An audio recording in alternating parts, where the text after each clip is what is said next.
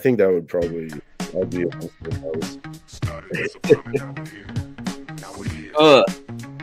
There you go. It's like 1 o'clock in the morning in America.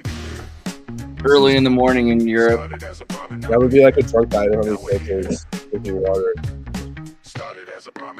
The filters.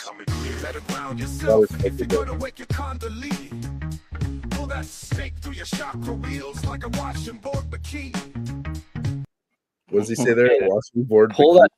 Yes, pull that snake through your chakras like a washing board bikini. Oh, nice. Oh, I got it. I could. I'm not totally deaf. Not bad. Nowl, it's good to have you back. I was just gonna like look at this picture here of like modern. I'm calling this modern, but this is actually 100 or 200 years ago. But 19th century Indian culture, because a lot of people when they think of India, I think this is for some reason the British colonial period is the way they look at British. They look at British India. This is kind of the way that they think of not ancient India. They think ancient India was just like 1800s India, and they kind of think that today in India it's the same as it was 100 years ago. But I know a lot of things have changed, not just in the last 100 years, modern India, but also what we think about Indian culture and they call Hinduism and everything. I think so a lot of Americans refer to Hinduism, right? And this has been really popular in American zeitgeist right now because of H-1B visas and everything else. Everyone's talking about what it means to be Indian, right? But it's actually funny because you have a lot of expertise in the ancient Veda, which is something that is maybe even separate and apart from 18th century, 19th century Hinduism. There's a more primordial Hinduism that is different, right? I mean, last time we talked a bit about the caste system not being from India, but originally coming from the casta from the Portuguese. Oh yeah, I did remember we talked about that briefly, like the mestizos and the mulattoes and the merindios. And this is huge. Yeah.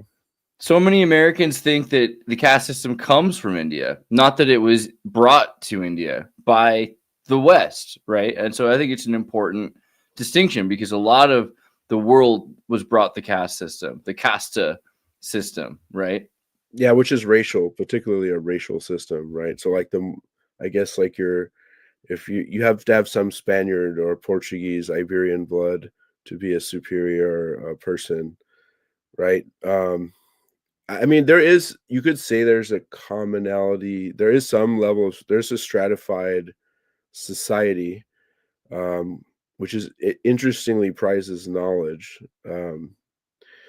However, it's not like as rigid, let's say, as like the British system would be, where it's like, they're worried that you're going to be like a yob, or what do they call them? Yabos, or like Neds. Like, oh, we can't let these guys join the House of Lords or whatever. Mm-hmm.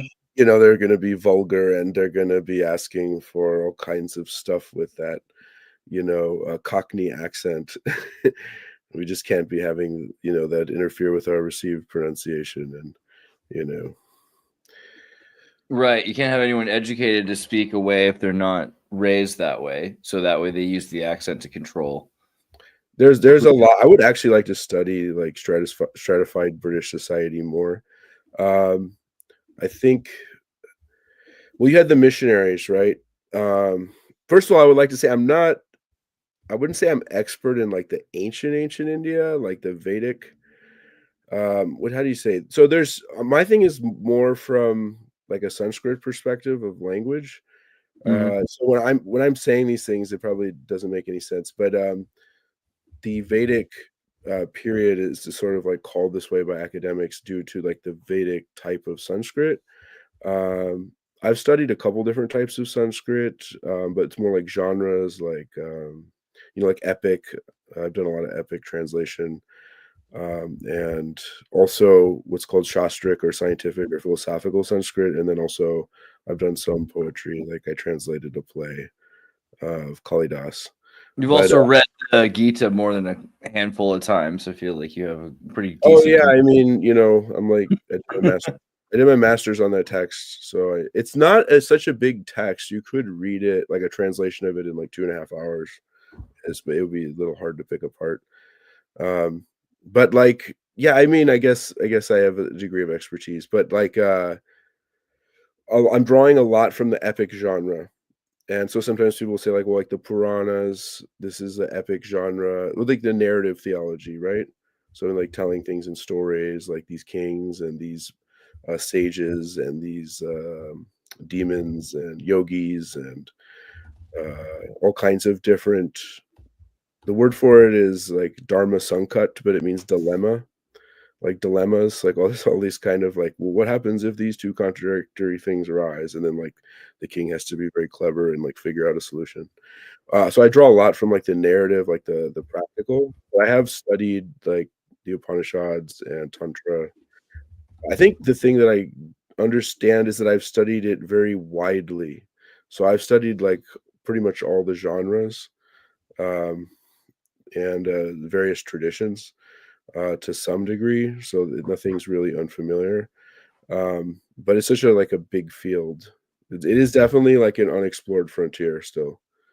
So it's not like Greek poetry or Rome had a lot of documentation, so that's also kind of a big field. And Egypt's a big field. But yeah, this is Well, a big untapped field.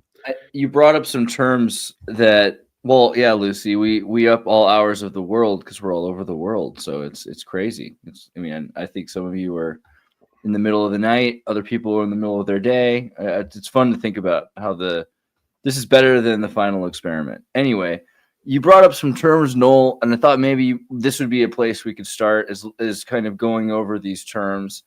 You talked a bit about pryojana and Oh, uh, oh, I'm listening. well, I mean, this might be. I mean, it depends on what you want to do, but it seems like it's maybe worth talking about some of the words that you've used earlier, even just today, right?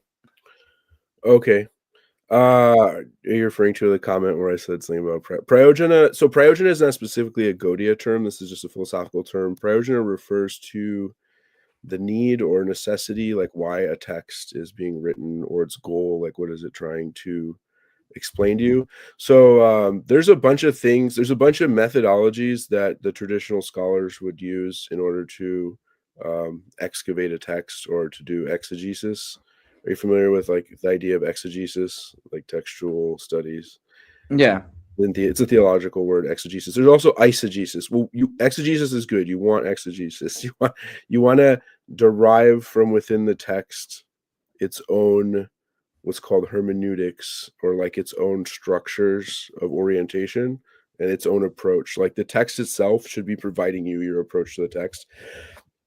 There are prejudices and force structures within our thinking that we will automatically bring with us, and that those need to be interrogated also. Otherwise, yeah, there you go, perfect. Otherwise you end up in eisegesis and you're just like throwing your force structures on top of the text and like reading your own predilections. It's almost you're guaranteed to read your own predilections into a text if you don't do like a sort of interrogative exploration. I guess what did Heidegger call it? Like you have your thrownness in the world, like you've been thrown into the world, like you're hurled like into the era, and you're like a man of the era. Are you familiar with that? Like the Heideggerian concept of thrownness. yeah, and so you end up, controlled by your own epistemic understanding of reality, your existential Yeah. So index, human you index. can't escape it. So I don't think Heidegger was against prejudice in the sense of like having a worldview or a standpoint in epistemology, but I think he did call us to investigate it, like what is the nature of my momentum. So without doing like, so you're trying to study a text, but you're also studying yourself every time you go to a text, right? And like, Absolutely. The way you look, yeah, what makes you, right? I mean, hopefully the text will also tell us more about ourselves instead of us trying to tell the text who we are, which is what most people accidentally do. Like we look for, so we do a lot of like anachronistic, like projection onto the past with like social justice ideas or like norms and mores, from our current era where we're so enlightened. But it's also like a bunch of like unexamined baggage that we're carrying around with us, like when we go to the text. And does that relate? in some way to Rahasyam. Oh, rahasya is a secret. So the rahasyam is actually a gerundive word. The ya suffix there means it is to be kept secret. It's not just a secret, but it's like an injunction to keep it a secret. The Bhagavad Gita has its own rahasya. That's what I was saying. Gita. So yeah, Gita is really interesting. When I did my master's, this is the subject which I worked on, which was what does the grammar tell us about the text's own hermeneutics. So I specifically looked for these words like yayam and karyam and rahasyam.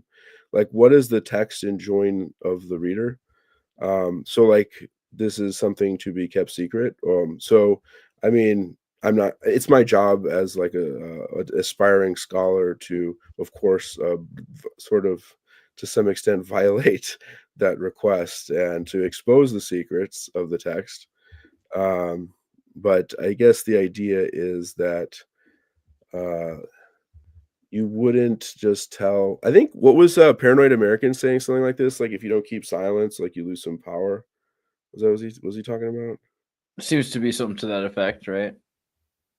Yeah, I think I've experienced some of that. Like you have like a revelation, and then you have to digest other people's views, right? Sometimes also, yeah, if you speak it, then it moves on to someone who can realize it better. You know, maybe it thinks like you've already done your best with that message because some people will keep it quiet until they physically build it, and other people will just say it, right? And if you say it, sometimes that's enough catharsis for you to just say you've experienced enough of that thought, and the thought just goes on to the next person, right? So if you want to hold on to that thought, sometimes it's better to not say it until you act on it. Depends on some things. I mean, there's probably some truth in that, right? Like, I guess it depends what kind of person you are. Like, some people are like driven or hell bent, right? Like, they like constantly talk about it, or they don't talk about it, but they do it anyway, right? Yeah. Like Trump's always talking about I'm gonna do this, or like Musk, I'm gonna do that. All these guys, they say but I guess there's some things that to be kept secret. So I guess going back to the text itself uses these words rahasya, which is to be kept secret, or guya, which is to be kept hidden. Um, so there's like what's called comparative and superlative language. I also used those as markers when I was doing my master's, which was like there's the guya, the secret. There's guyatara, which is more secret, and guyatama, coming from guya and uttama, means the highest secret. And Bhagavad Gita also gives its highest secret, right? And then I was also that's in 1864. If anybody has a Gita, but then also there's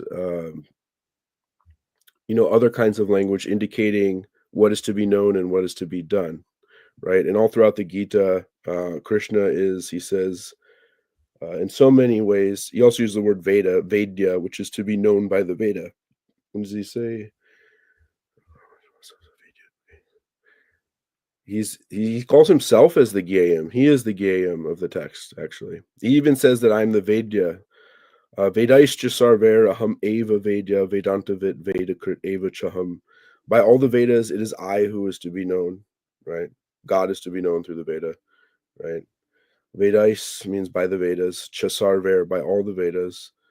Aham eva, I am also the Vidya. I am the Vedya, right? So he calls himself as the Vedya, which is to be known through the Veda. I am that object of knowledge of the Veda, right? Vedanta Vit, I am the knower of the Veda. Vedanta Krit, I am the writer of the Vedanta. Eva Chaham. And Eva means only.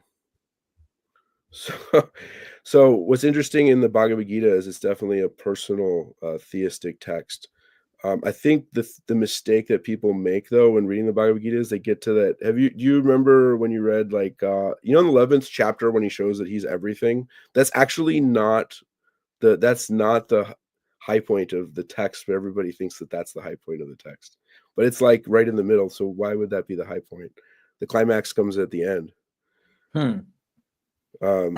So that's not the secret. I mean, all throughout the Mahabharata, everybody knows Krishna is God, but due to his Maya, he's like playing as one of them and accepting on limitations, and also enjoying and even suffering, like experiencing the joy and the suffering of being like us, and sort of bound in fate and all these things. Um, there's called the divine play or Leela. But yeah, the high point of the Bhagavad Gita, for all those who read the Bhagavad Gita, isn't actually the 11th chapter where he shows, okay, I'm the moon, I'm the sun, I'm the stars, I have thousands of heads, I have thousands of Right. eyes, I'm eating all the soldiers, and like Arjuna is describing this, their like heads are being like crushed in his teeth, and he calls him Janardhan, the eater of people, and he says all soldiers on both sides have been slain by me, just become my instrument. This is actually not the high point of the Gita. This is actually just like a sort of a redundant. Well, it's not nothing. There's a lot of interesting statements that occur in that, but the high point is actually in 1864. Let's just bring up some Sanskrit here. Do you have since I guess we're going on a Gita trip here. Do you have any like PDF of Gita, or go to Vedabase, Vedabase, Vedabase. Yeah, just click there, click on Gita. There's the first one. Then go to just down there, the Bhagavad Gita, and then go down to the 18th chapter. And then go all the way down to 64. So like just zoom down to the bottom. I'm going to show you some interesting. Okay, there it is. Go click on the text. Click on the word text, and I can see the Sanskrit again. Okay, so I got to study under a scholar named Graham Schweig, who teaches at, I think, Christopher Newport University in Virginia. And he said regarding this verse that a lot of people think that this verse is leading up to the next verse. Even like famous theologians of Hinduism and Dharma think that the next verse is actually the high point, but I think he makes probably the strongest argument why this verse itself contains the information that Gita is trying to reveal, and that's because this verse has like 7 like exclamation points in it, like 7 emphatic markers, and the first one being is this guyatamam. This word guyatamam, guya means the secret or the hidden, what is to be kept hidden, and then tama means this is a superlative category, the highest thing to be hidden. Sarva means out of all. So sarva means out of everything. So there's one exclamation. And then guyatama, this is like the guya itself is like one another exclamation. Then utamam, so guyatamam, that's another exclamation. Then bhuya means I have actually already said this before in the text. Again, I'm saying. And then shrinu means listen. Shrinume, listen to me. Paramam, this is the supreme vacha. This is the supreme speech, right? So now we got, 6 exclamations. And here it is, the statement right here in the Gita. Ishto si me dridham. And then the word iti is like a quotation marks. That's like putting like a neon sign around this statement. Ishto si me dridham, in like a dry translation, would be like, you are strongly desired by me. But the meaning is, you are greatly loved by me. And that is the actual text of that's the actual secret of the Bhagavad Gita, is that Krishna loves his people.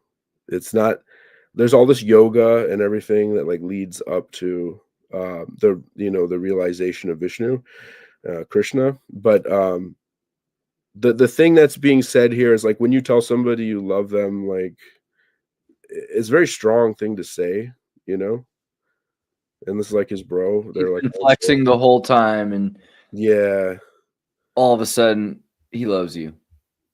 Yeah, it's not like it's sort of like a peace, like creating, I don't know, calm and tranquility in the agitated heart.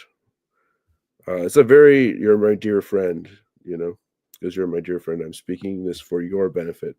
So yeah, and then in my master's degree it was all about desire, and then I went to show that there's many desires that are actually permitted by the Bhagavad Gita, and that due to Indology's situation in the 1800s and the later half of the Enlightenment period, they had this prizing of rationality and knowledge, and that they simply missed like the hermeneutics of the text itself, and they went along to read Bhagavad Gita in the way that you would read it if you think it's a Buddhist text, which is clearly not a Buddhist text. It's pre-Buddhist text. So Buddhism, it has a problem with desire. Desire is the number one cause of suffering. It's part of the Four Noble Truths, right? So you have dukkha satta, the truth of misery. Then you have Krishna satta, you know, the cause. The cause is thirst or desire, right? So like the second noble truth is that desire is the root of suffering. So if you read this text with a Buddhist lens, then you're going to read that Bhagavad Gita is anti-desire. But I went through the grammar, and there's no way you can get that reading from the text. When desire is being criticized in the text, it's the performance of sacrifice with like a selfish outlook just to obtain some kind of transactional benefit with the gods. That's being criticized. Like you're doing the if you do sacrifices that are not like for dharma, but you're just doing it to gain material power, then that's being criticized. He calls these people as misers. You're just doing like business with the gods. Lucy asks, desire equals suffering. I don't love that. Some things I desire and enjoy. What do you think about that? Is desire suffering? Well, Bhagavad Gita rejects that. So that's the point I'm making, is that so because love is a type of desire. So like the book actually reveals the desires of God. Like so Krishna has desire in there. You could say dharma is sort of like the desire of God. Like he wants things to like proceed like naturally, not unnaturally. Like if you can have ambition, but it should be natural ambition, not like an unnatural. It's very practical. I mean, the philosophy is pretty sound. You could pick at it if you want, but it's not saying anything outrageous. Right.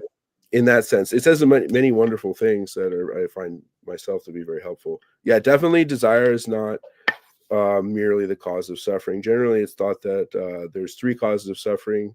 That's the mind, adhyatmic klesha. What is it? Other living entities, adhibhautic klesha, and then suffering from nature itself, or adhidaivic klesha. So suffering arises from these three. It doesn't say desire is a cause of suffering. Desire can, of course, bring one into suffering, like if you desire things which are unnatural and set you out of balance. So yeah, Hinduism is not Buddhism. It's more life affirming, you know. It's more terrestrial, you know. Buddhism is like ultra transcendentalist, like transcendentalist to the point of rejecting even an object or thing, you know, not even willing to accept a description. Everything is like indescribable. Like the truth is neither existence nor non-existence, nor both existence and non-existence, nor neither existence and non-existence. So that's like Buddhism, but that's not the original Dharma. Buddhism is sort of like an expansion on the indescribability of Brahman, or like the nature of reality as being difficult to describe. It's not actually it's kind of like a yoga system, you could say, but Buddhism is like you could say it's counterculture Hinduism. It's a little bit more atheistic, but then there are so many types of Buddhism. So there's like theistic Buddhisms, like Chinese Buddhism's theistic. They go to the Pure Land. Buddha says in the Mahaparinirvana Sutra, "I'm the father of all created beings." So yeah, that's kind of like counter like early Buddhism, but you can see why some of these analogies are like already latent within their philosophy, since it's lifted from Hinduism anyway. But yeah, no, I'm not saying desiring suffering. The text, I'm trying to say that the problem is the way people read the text is that they're thinking desire is the main cause of suffering. The Bhagavad Gita even does say that desire does cause suffering, but it's what it's referring specifically is to the sort of like greedy aspect of desire, not like right, and it's causing it. It's not the same as it. Yeah, no, but desire is also causal in Buddhism, but there's different. That's the problem. Like all these indologists, you know, like Kantian, they're all Kantians. You're like, oh, Kant's like the greatest thing since sliced bread. They just love Kant. Like everywhere they look, oh look, Hindus like are like Immanuel Kant or Hegel. You know, there's a lot of people who are like Advaita Vedanta is like Hegel. If you're familiar with Hegelian philosophy. And so also, I mean, that kind of comes up in the in 1833 again, right? It says the determination which is unbreakable, which is the same as steadfastness, by yoga practice, and which thus controls the activities of the mind, life, and senses is determination. and the mode of goodness, right? Right. Yeah. So determination is also kind of like Dre. Dre is actually the same root for dharma, right? So they're describing a dharma. Driti is sort of like a steadiness. Dharma is that which is steady, or nature is the thing that's steady. Dre means actually to hold. So yeah, it's not like totally poo-pooing nature. Also, this was a fun question I saw. Sean Rama asked, "Is Hanuman Bigfoot?" He's said to be still alive, and Hanuman can change size and fly. That's sort of a tantalizing idea. I have to think about that. Hanuman Bigfoot. He's certainly big. He's one of they call Chiranjeev, long-lived entities. Chiran means a long time, and Jeev means alive. He's actually a form of Shiva. Hanu, because he's a person who possesses a jaw. Hanu means jaw. He has a jaw. His jaw is such a jaw that he tried to like eat the sun when he was like a child, like a toddler. He was very powerful because he's the form of Shiva. And then I think Indra threw his thunderbolt and it hit him in the jaw to knock the sun free. That he had, and then Shiva got very angry and was going to destroy all the gods. And then he forced them to give all of their powers to him because to make up for their offense to his son. So he became like super powerful, but then they put a restriction on it that he only can use it when he remembers it. So somebody has to remind him, oh, you can do this. And he's like, oh yeah, I can do that. And then he does it. Oh, so it's a fun story. And what's up with his chest? When does he pull open his chest? I think this might be in like Ram Charitamanas. There's like a Hindi version of the Ramayana that's more like, I don't know, juicy. You could say more flavorful, poetic.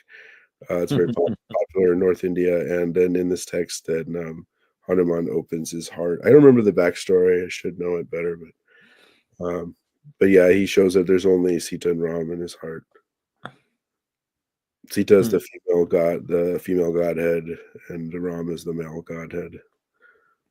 So were you saying earlier, I think when we were talking, that there's changes of dating of some of the books, right? We were talking about like the Mahabharata being older or newer than we thought. Was that something that came up? Yeah, there's I think, who was it? Theo. There's a lot of Christians who want to feel that the Mahabharata is newer, or that they somehow learned devotion from Christianity. Gotcha. That's a good question. Like, what is it that comes from the Portuguese Catholics besides casta? And is it maybe, that's an interesting idea that some of the ideas of idolatry or reverence are Catholic ideas superimposed in India that have changed the more practical, traditional ways of worship. Do you find truth in that, or? Oh, there's so much to unpackage. I mean, you said a lot. That was quite deep, but these are kind of like rhetorical tactics that are taking place in real time now. There's like in South India, there's like a hoax tomb of like James or something, or was it Thomas? St. Thomas? Was it Thomas? A lot of people associate Catholics with Hindus. I've always thought of it as a really similar thing because you have all these saints, sort of like Hindus have all these gods. I remember as a kid thinking like it's a really similar idea because you have all of the, and also because you have Lakshmi and you have all these people worshiping these little statues, and in both religions, it seems like they both have, these little figurines and to worship ascended masters. Like that's a whole, there's both gods and spiritual committees. And then there's these ascended masters all around it, right? Like there's the mother of God and all these things. And that makes me wonder a lot. Like, is it because the Portuguese Catholics learned that at some point from the Indians, or is it more likely because we know now from the caste system that the Catholics influenced in ways the actual worship that was going on in India and influenced that the other direction? Well, no, I think what I'm saying is that the idea of a caste system is a lot of it is imported. Is not that they view themselves in this way, but that this is how outsiders are viewing insiders. Like outsiders are misinterpreting insiders. So generally in like something organic, you have like insiders teaching other insiders, right? Like before the British came or before the Mughal Empire came or any of that stuff. You have like Hindus teaching Hindus, right? Or there was other groups that weren't Vedic, like the Jains, or who do borrow a lot from the Vedic or the Buddhists, people who don't accept the Veda. But you could imagine a bunch of insiders teaching insiders. Like culturally and religiously, there's like no difference in their life. Like their life is a cultural religious mixture, just like it was in Europe. But then, when you have a settler or a commercial colonial project that goes there, now you have outsiders who don't understand. They start to learn some things from the insiders, but then they also imperfectly represent these things to other outsiders. So now you have outsiders teaching outsiders, which is acceptable to some degree. I think the problem is when it comes home to roost, where due to the power structures of like the colonial project, you now have outsiders trying to tell insiders like, hey, we know you better than you know yourself. You guys got to screw loose. You still believe in things, and we're going to tell you because we have enlightenment ideals, and Kant's going to save you from so, or you have like liberté, or you have like all these, this kind of like, what do you call, revolutionary spirit. So you have a colonial project, and you also have an anti-colonial project. Sometimes the missionaries and the East India Company did kind of butt heads, like where like the East India Company is like all about like we need to extract and exploit maximum resources, and then the missionaries are like we need a harvest of souls, and these two things are always they don't always agree, like you have like liberation theology and stuff like that, where they might kind of side with the Indians. And so what I was saying is that a colonial lens, and academia being essentially Eurocentric, is projecting the case system as like the main interpretive lens of something called dharma. And which so Confucianism even has this idea that I mean, a lot of cultures have this idea that you try to fulfill whatever place you're given with as much finesse as you can give it, rather than trying to like shift out of your place in life, try to root deeper, and people take that and try to turn that into, be a slave in your state. yeah, it's like the master slave. Like once you're like outraged, it's kind of like what's happening now. Like once you're outraged about one thing, or like you start getting outraged about everything, and then now you're just like this outraged person who's like going around like casting aspersions on everyone. Right. So But like dharma is more like try to get as much out of your place that you've been given as possible. Try to do as much with the role that you've been given as possible.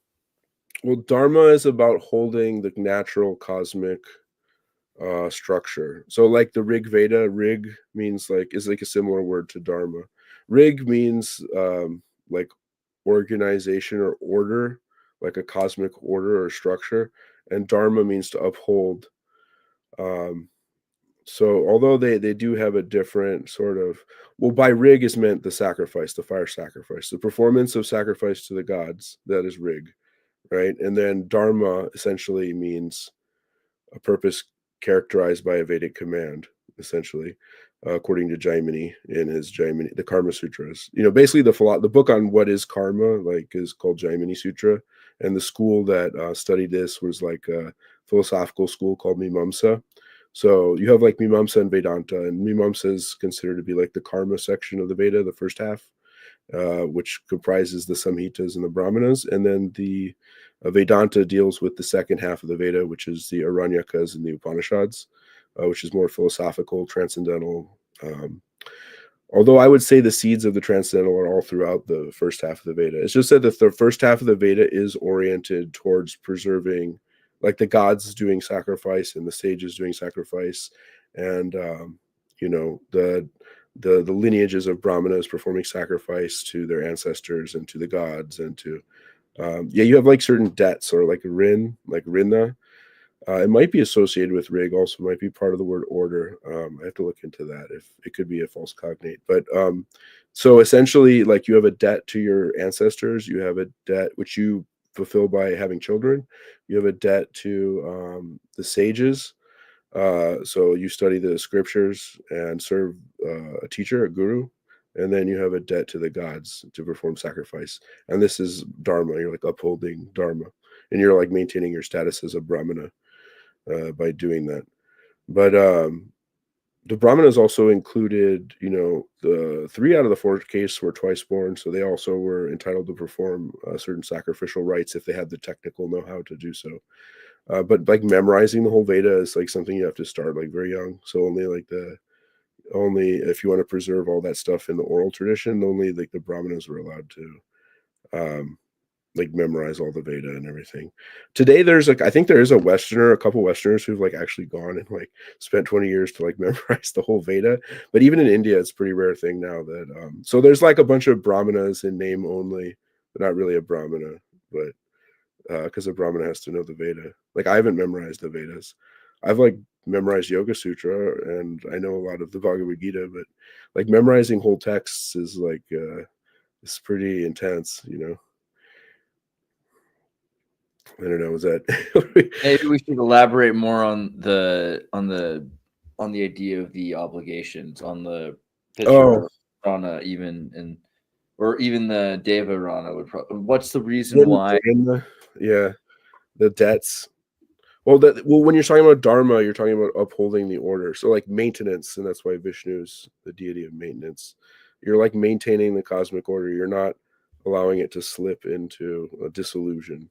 So what's the reason, for instance, for sacrificing, and what is it that we're sacrificing to the Well, you're gods? nourishing the gods, and the gods are nourishing you. That's why it says in the Bhagavad Gita, bhavayanta, bhavayantaha, te devan bhavayantaha. Cause the gods to be, right? And they will cause you to be. Everyone translates it as nourishing or like, something like less extreme, because most people like can't handle the idea that you're like causing the gods to be by like chanting the mantras and like pouring out the butter in the fire and stuff. Wow.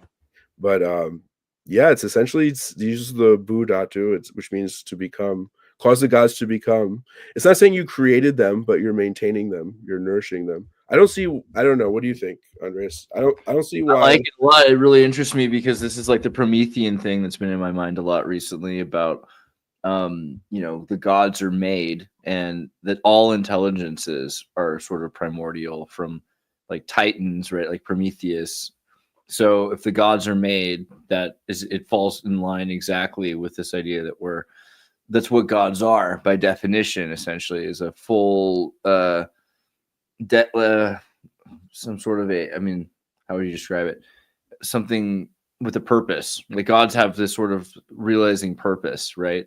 Where maybe primordial concepts that don't have these purposes being nourished by whatever humans are or whatever we're doing, that the spirit is then making it possible for these fully realizable purpose-bound beings and deities to exist, right? I think it would probably bother a lot of people to look at it that way.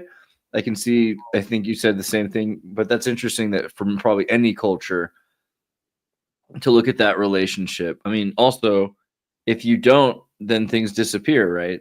I mean, if you don't put energy into it, then where's the energy going to go? Probably to dissipate. Well, yeah, it's certainly like disorder instead of order. But yeah, I'm not saying you're creating the gods, but like you're certainly perpetuating the relationship and the involvement with the cosmic order, which is eternal, since the gods are eternal. But I would like to just clarify a little bit, since we're using like the English word gods, like the devas. It comes from the, like my master's thesis guide would get so mad if I was calling them gods. The devas are like playful light beings who live like a mantric existence, as the devas live in the Veda as like beings of spells, if that makes sense. Like they are the primordial. So there's like a connection between the sound and the creation, right? So Um, oh, somebody here's putting Abraham and Brahman. Yeah, I've always wondered about that. Like, is this got to be a cognate there? Come on, Right.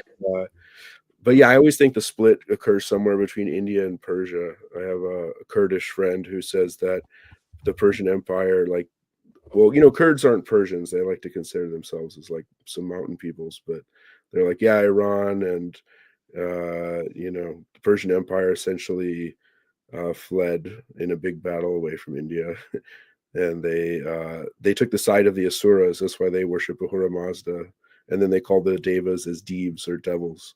So they got everything. So like some kind of like reorientation and flippening happens between Persia and India, where like the good guys become the bad guys and the bad guys are the good guys. So there were people in the Vedas who sided with the Asuras. I think they're brothers, actually. Technically, there's Deity and Aditi, right? And they're both wives of Kashyapa Rishi, who's a sage. So Kashyapa had the wife Deity, who is the mother of the gods, or no, Aditi, who is the mother of the Adityas, or the gods, and Deity, who is the mother of the Asura, or the demons. It's kind of more like the gods are the gods because they side with Vishnu, whereas like the demons are like, we ourselves are great, kind of thing going on. But yeah, some kind of split happens there between Persia and India. Diti and Aditi. So yeah, sometimes the Devas. Yeah, so going back to the word, you can leave it there, but going to the word Deva, they're like, div means to shine, right? So the word divine actually is cognate with the verbal root div in Sanskrit, which means to shine. And also div also means to play. So the gods are free to play. They're not NPCs. Some of us are NPCs. They're not NPC. They're actually the player characters, is the gods. So div, you have to be like certain amount of freedom to play. Kind of like children are kind of like gods. Like they play and they don't have cares and they're like maintained. But yeah, they're always youthful. They're not like old looking usually. But yeah, there you have Kashyapa, right? It's interesting how DT is kind of presented here as lesser than a DT, right? Mm. So why is that a DT is considered the boundless and limitless, and DT is considered the limit? Yeah, there's things like that. So DT, well, there's there's these narrative theologies. Like, so DT was overcome with sexual passion, seeing her co-wife and have children, and she begged her husband for a child, Kashyapa, who was like in the middle of his there's like these cyclical rituals that brahmanas perform, and he's like, now is not the right time to engage in the act of union, because it is the Sandhya period where the Gayatri mantra should be chanted. And this is also the time of day when Lord Shiva travels with the hosts and pulls the prana, like draws the life force and shortens everyone's lifespan. So there's actually some yogis who won't sleep between certain hours. Like they'll only sleep at like 10 at night to 2 in the morning. And then they'll avoid these like times where your lifespan gets shortened. And like, yeah, so she wanted to have children anyhow, irregardless of dharma and the duties, like the daily cycle of duties that her husband was performing. And then Kashyapa, sometimes people make fun of him, like they shouldn't make fun of, nobody should make fun of Kashyapa, but it's not like don't think of him as like henpecked or something like that. He Kashyapa is a great sage with great mystic power. So he, even the Buddhists revere Kashyapa as like one of the Buddhas. But Kashyapa had a kind of inspiration that she wanted to break the rule. And in the impetus of creation, like in his mind, he knew that this would bring about the Asura, or like the demonic forces. And he just, as a creator, he just sort of like, just let it happen, bro. Just let it happen. So he just let her, embrace him. And afterward, he has some kind of harsh words like, because you have, violated the Dharma, and because you have gone against, your husband, and because you have, decided on this inauspicious hour, when the lifespan of all living entities is being shortened, then you will be the cause. And because of your offenses to Lord Shiva, you'll be the cause of horrific offspring who are destructive and create great disturbances and upheavals in the universe, right? And then she prays like, "Oh, please soften the curse." He's like, "You're the one who brought the curse, but I will bless you that your grandson will be a great devotee of Vishnu." So Prahlad became like this purifier of his generations. What was interesting, here's what's so interesting in the backstory, is that these like original demons were actually the gatekeepers of Vishnu and Vaikuntha. They're like guards, and Vishnu wanted to fight. So they agreed to become born as like the primordial demon so that he can do like Power Ranger battle, with them. That was like big, like cosmic fights like across the universe. Have you ever look up Varaha and Hiranyaksha and Hiranyakashipu. These are really funny names. Hiranyaksha means golden eye. So it's funny. I can't get rid of my baggage. So whenever I read Hiranyaksha, I'm thinking like James Bond. Like, and then like Hiranyakashipu is a really funny name. It means like golden soft bed. His name is Mr. Golden Soft Bed. So he likes, I guess he likes luxury and comfort. They're great heroes, actually, great warriors, but because they were materially inclined. There's some like Varaha, like crossing the universe. He's like a pig and he rescues the earth from Hiranyaksha. So Hiranyaksha. Yeah. So Varaha is a pig. So God became a pig. So because the sense of smell is associated with the earth, and I think Shrikant, excuse me, what's your get? I don't want to out his name. Anyway, Shrikant said that he mentioned the Shankya. So in the Shankya system, like the 5 elements are associated with the 5 senses. So like the sense of smell is associated with earth, and the odor is associated with that also. And then taste is water, right? And the tongue, right? And then the eyes are like light, right? Fire and light and eyes. And then the ear, where you have skin is touch and wind. And then the akash, or the ether, is like sound in your ears. So they're like fighting these giant, like primordial, they're like titans. Yeah, you could say the Asuras are like titans, I guess, in a way. They're huge. Yeah. So if you think of them as titans, what's the difference between a god then like why is, see here, like Buddhist context, even titan or anti-god? Anti-god is probably better. Well, they're like anti-deva. So you have like the dityas and the adityas, or you have the suras, who are heroic, and the asura, who are like, what's the word? What's the noble and ignoble? What's the word you would say for like, I guess they're anti-hero, or they're like, there's a word, it's not coming. Antagonist. Antagonistic, yeah. They're like, it's like, I always think of it as a sports team. I actually kind of like some of the Asuras. They're pretty brave. They're really like prizing bravery and stuff like that.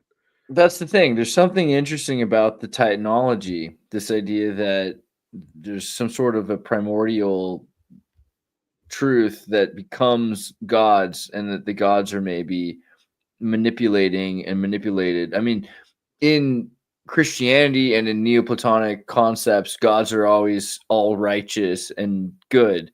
But in the old days, these gods, particularly the Greek gods, like they rape and murder. They do horror. Like Zeus does horrible stuff all the time, and lies and cheats. And it's not that a god has to be a good person, right? And so that there's some sort of a elite group that are exploiting humans, but that humans maybe have some sort of superpower that they're able to trick the gods because it's given to them by the Titans. That seems really interesting to me. I wonder more and more about that in terms of the Asuras, because there does seem to be similarly a war going on with the Asuras. But do you think that that's a little bit usurped by like Vishnu being all of it at once anyway, or what's the difference there?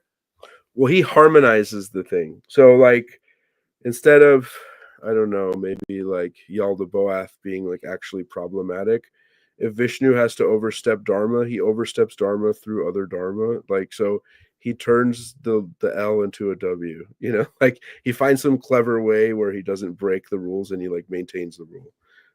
Like he harmonizes the two.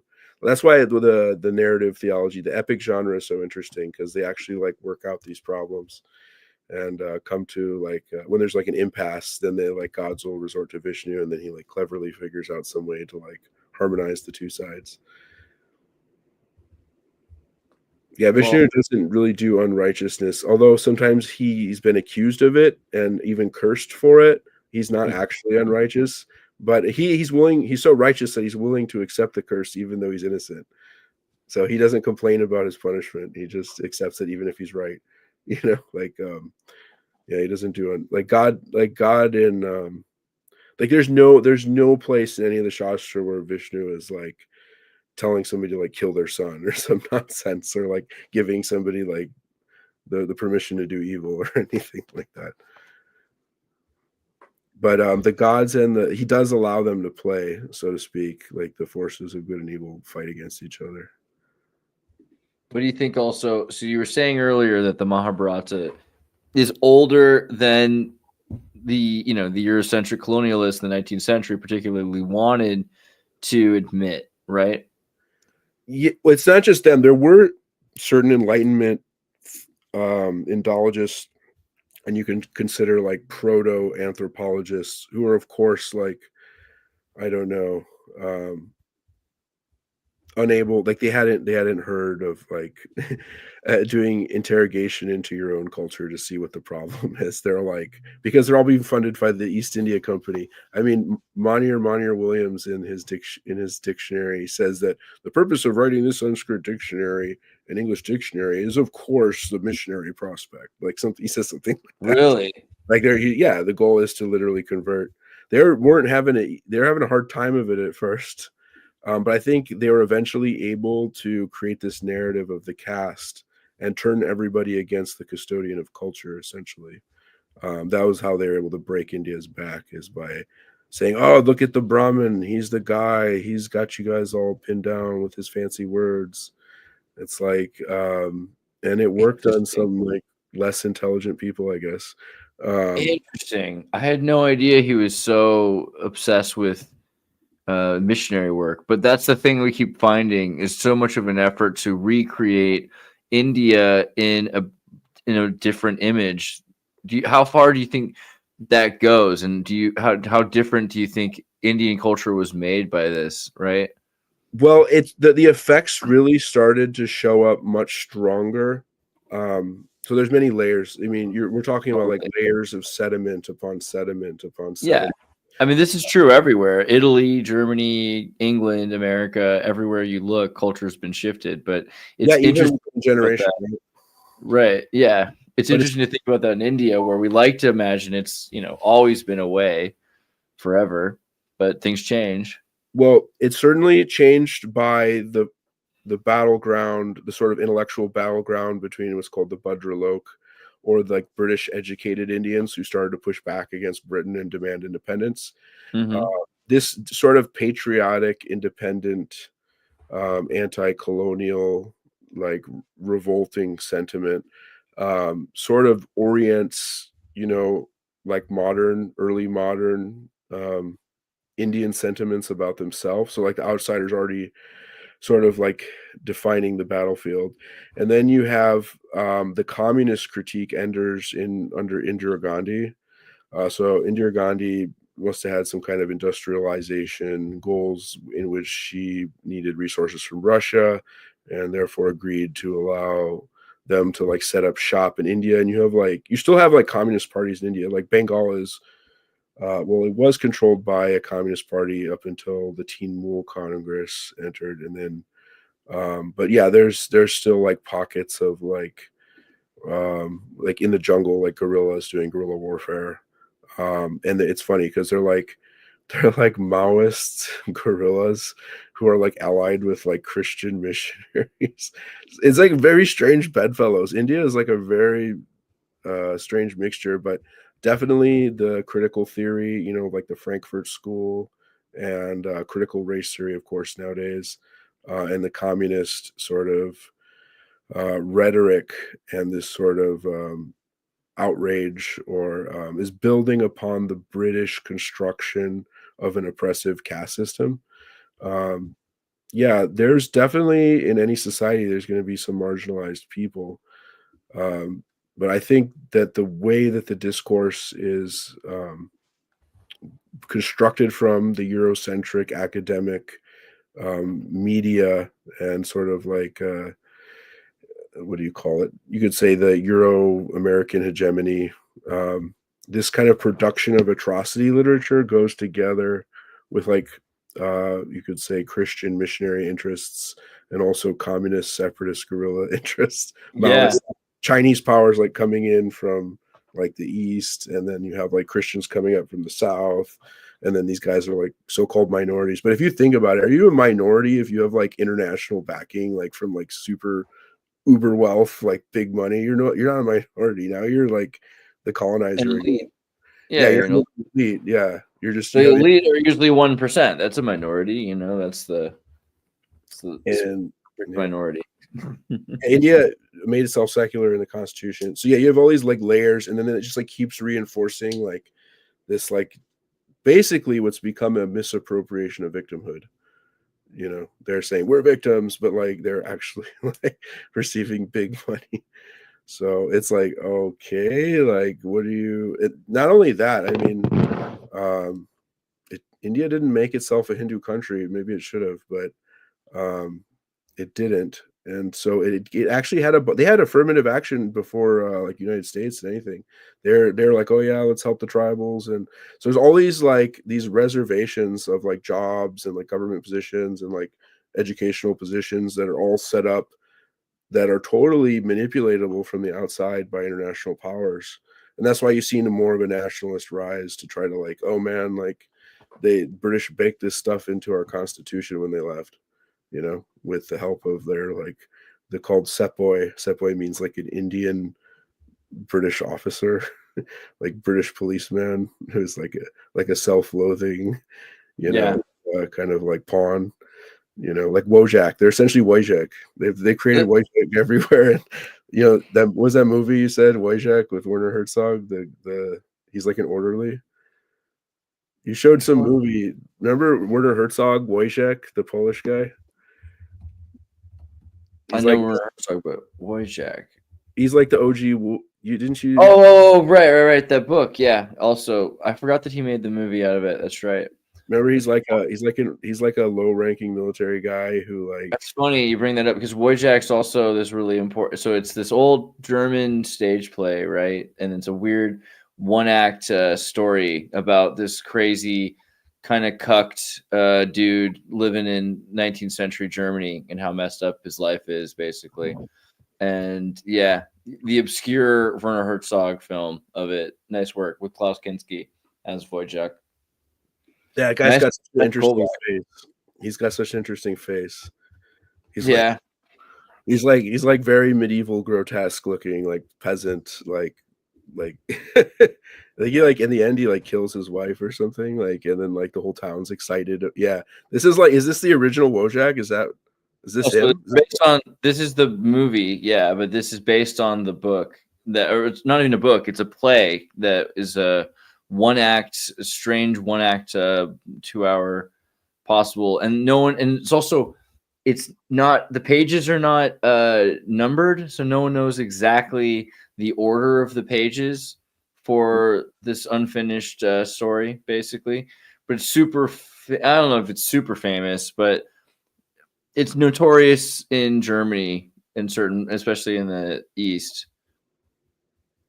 But yeah, the story is it's interesting that Klaus Kinski got to play Wojciech. And yeah, it was perfect. I just saw this recently because I saw you throw this up there on the screen. I was like, what is that? Is that the original Wojak? Is that Wojak? Yeah. There's something to that for sure. Yeah. Something to it, right? Yeah. I like the movie. It was pretty crazy. It's very artistic. Yeah, but no one knows exactly if that's the correct order. of the scene. Oh, yeah, that's interesting. Well, but it seems like that's probably something close to what's right. Yeah, you have a But bunch of Wojaks in India now who are like self-cucked into thinking that the Hinduism's casteism, and because it's such a like a steep learning curve, you're like they're like just like they're like turned to stone, you know, they're like petrified. They don't understand that like it's a system of meditation that like leads one, you know, out of the body and into the yeah, spirit, you know, and also includes the body but surpasses it, you know. It includes, you know, worldly life too, but yeah, the people don't so they're kind of like self-cucked now. So remember I was talking about how like the insiders are teaching the insiders, and then the insiders are teaching outsiders, and outsiders are teaching outsiders, and then like outsiders are starting to teach insiders. So I think we've come full circle now, and outsiders are telling Indians what they are. And it's like, and yeah, then the Indians are like self-internalizing, oh yeah, we're like the caste system and blah blah blah. It's like, no. And then that's the thing in Bhagavad Gita. It's like he says chatur mayam, what is it? Chatur varnam maya ashrastam. This is 4:13. The four varnas were created by me. Varna means color or guild or work in this sense. Chatur varna maya ashrastam. I created them. Guna karma vibhagasha. Vibhag means divisions. And the four varnas are divided by guna and karma. Guna means a person's character, and karma means a person's actions. So it's not by birth that you're in the caste system. And Bhagavad Gita, actually, the Mahabharata is a very subversive text. Like it has like what's it called when like a woman has many husbands? Uh, polygyny, poly polyandry, polyandry. like Yeah. polygamy, and then you have polyandry. You have like the five Pandavas have one wife, so she has like five husbands, you Hmm. know. And you have like Queen Kunti, she's able to like use a mantra to like call the devas to like mate with her. Like she turns the gods into like her like lovers. You have like Arjuna becomes like a transgender, and he like fights like he's like dressed like a woman, and he goes into the battlefield because they're in exile and they're hiding, and he gets cursed and he becomes but like yeah, there's so much like subversive stuff in the Mahabharata, and then in the Bhagavad Gita, they're actually even though Krishna's saying I created the four guilds, I like the word guild because that's essentially like if you're a potter and your father's a potter, and then you teach your son to do pottery or like some craftsmanship, you know, is essentially what the Varnas are. Like, or if you're into like the craft of money, or you're in the craft of like administration, or you're like in the craft.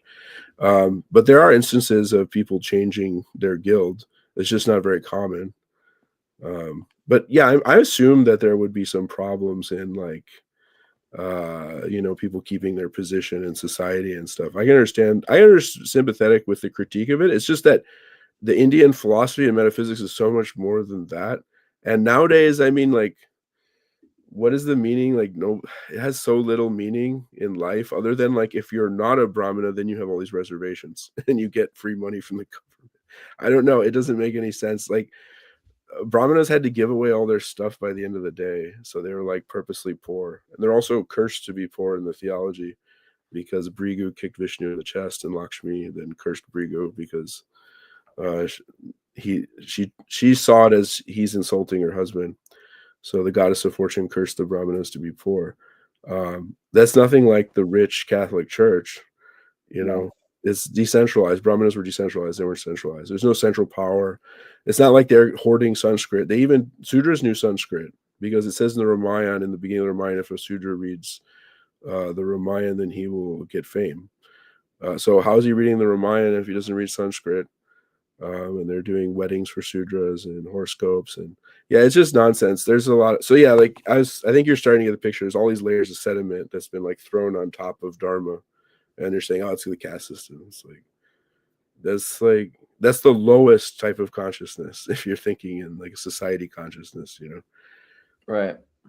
It's So very do you think there's a couple, like if you wanted to, because you know you wanted to only do an hour because it's like 4 o'clock in the morning where you're at. no, I'm fine. I was awake anyway. I've been Okay. sleeping a lot because I've been sick. Well, I was going to ask, like, then what would you say are, you know, some of the more, how old would you, or, you know, how much further back can we push the Mahabharata, and what are some things that really make it distinct from the Western influences? Like, what are if the caste system is imposed by the Portuguese and the British are changing the way we look at things, what are some of the actual true Vedic concepts that predate that influence from the West? Yeah, so there's like, you could say there's the British Raj period with East India Company and the Portuguese colonial project, and whoever came from Europe, and then that goes back 300 years or so, and then you have the Persian period, um, which lasted like 700 years before that. How many Muslim? What did you have? You had the Safavids, you have the Mughals, you have um, Ottomans, right? You have Turks. Um, so there was many. There's like India has basically undergone 1,000 years of colonization. So there's so many layers. But when you go back in the Sanskrit, I guess most of the Sanskrit is what's called classical Sanskrit. That has certain like recognizable features, like after Panini, um, and then you have, which is I think 2,000 years or more back, and then the Vedic period, of course, extending before that with the Vedic Sanskrit. And there's many different scripts, like the script that people recognize is the Devanagari script. There's also like older scripts like Brahmi and different things like that. Like you can find in inscriptions in stone and prashasti, like glorifications of kings, like it written on like pillars and stuff like that. But yeah, so like generally when I think of text, I am thinking diachronically across time. But a lot of the stuff is just kind of hinged on like some dates of like interaction with Alexander the Great, right? So it's like, how reliable, like, because even recently, especially like the more I watch your channel, I'm like, dang, we don't really know like the chronology properly at all. Like, I saw like some like scholars arguing, like there's some Advaitin scholar who's like in a lineage of Shankara disciples, and she's like, your timeline doesn't make any sense. Like Shankara is 1,000 years older than you're saying. I have a whole list of guru and disciple going back to like 500 BC, and you're like, okay, that's very interesting. And then why don't the academics give any? They're like, oh, it's fake, and you're like, well, you can't just say it's fake. This is like a very old lists of like guru disciple lineage. Like people generally try to know their lineage up to a certain degree, and some of these like places have kept very detailed records of this type of stuff. But remember, what were we saying? Isaac Newton, he thought that we're like 500 years off, and then Anatoly Fomenko is like in the last 30 years is like, yeah, we're like way off. It depends on which part of the world's history we're talking about, right? Like David Ewing Jr. is probably gonna say like everything is all fake, and I think he has a new video with Raphael on Act Like You Know 26 talking about who made the gods or something, and it's going to be talking about how British influenced modern understand. I mean, so basically his presupposition is the whole world's history is really written in the 19th century. So everyone's idea of Egypt and everyone's idea of Indian culture is a British propaganda invention, pretty much, right? I don't know how far that goes realistically, in my opinion, but that's what he would push. I think it's likely that there's a bit of truth to both. That in circumstances, having records that show the discipleship and apprenticeship probably shows you that this was a real legacy that goes back. And in other circumstances, just making up a list of names that have the exact same birthdays as another list of names might show us some chronology syncs that say these areas are made up. I don't know exactly how far I would take it. I'm very curious, particularly about Indian culture, because it looks like as you're saying, the Persian influence versus the Tamil influence. That alone should kind of be able to help you date the changes in the culture and the changes in the beliefs about the secrets of dharma versus becoming a practitioner of yoga or a Brahmin or a master, some sort of a Vedic master, right? Like the Persian Ahura Mazda, Zoroastrianism is kind of more about becoming an ascended master, and then you worship the ascended master in certain circumstances. That's not necessarily, I mean, how much does it change into worshiping a master versus following yoga and doing that? Seems to be where you can see the shift in culture. And anywhere where they're telling you to worship somebody, that seems like a colonized religion to me. I could be wrong, but a lot of the time the way that they tell you to worship is very clearly different than live your life for Vishnu, like live your life properly. All of a sudden it becomes pay these priests to do a thing, and that seems pretty obviously an imposed culture. I mean, or at least apparently an imposed culture. But yeah, I don't know how all things are. That's the question. Definitely giving charity to the Brahmana is part of performing the sacrifice. So the sacrifice has a couple parts. Like if you don't, it says even in the Bhagavad Gita, if you fail to pay give some charity to the priest or the Brahmana. I cringe to use the word priest, but to the Brahmana, you are to the sacrificial technician. Then your sacrifice is contaminated with ignorance because you're just taking, you're not giving. But so there's, when you do a sacrifice, there's the yagya, right? That's the sacrifice. There's the object, the dravya, which is being sacrificed to the gods. There's some mantra like idam pushpam,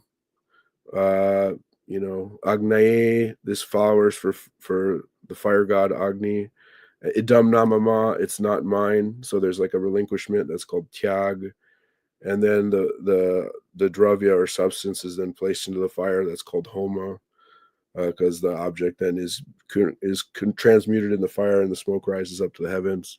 The fire god takes it as a messenger to the other gods, takes the offerings to the gods, and then one gives remuneration to the Vedic expert in the form of some charity. That's called dana, and that's also part of the sacrifice. Because you're basically having the Brahmin work as a proxy, or what's called Ritvij or Ritvik, who knows the technical aspects of sacrifice. And that's another reason why the caste system thing that charge doesn't hold up, is because anybody could be a yajamana, anybody can be the agent of sacrifice, but like the technical know-how to perform the sorcery of the sacrifice, that is like the preserve of the Brahmana, who like knows has all the stuff memorized and like has to pronounce it all correctly, and spent like 20 years to learn it and another 10 to like understand the meanings and everything. It's like you're not even really a full-on Brahmana until you're like 40, and you're like starting from like a child to like, it's crazy. It's hard to think of like somebody spending 20 years and then they're allowed to like perform sacrifice for others, and then like go and spend another 10 years just studying the meanings of it all. It's pretty hardcore. Yes. So where were we? There's all these layers of sediment that we're projecting onto some other culture. It's sort of an othering. They call it othering, right? Like you're making them an other or an alien. And then if they're too alien or too other, then you can't recover a horizon to meet, to fuse with, right? And you can't, you're just treating them as like oriental or like absurd. So that's part of the process, is basically treating like people who are outside of the Western worldview as absurd, essentially, like antique. So I guess if we stick with the Western timeline, the Mahabharata, since it's such a big text, it's like 100,000 verses. So it's like 7 or 8 times bigger than like the Iliad and the Odyssey combined, and it's like in verse. And then I think if you take all the recensions, like all the different manuscripts, you end up with like 200,000 or something. Like it's such a big text. And because it talks about so many peoples and cultures and customs and languages, like the whole Mahabharata, it's not only in Sanskrit. It has all kinds of dialects or Prakrit, Sanskrit derivatives.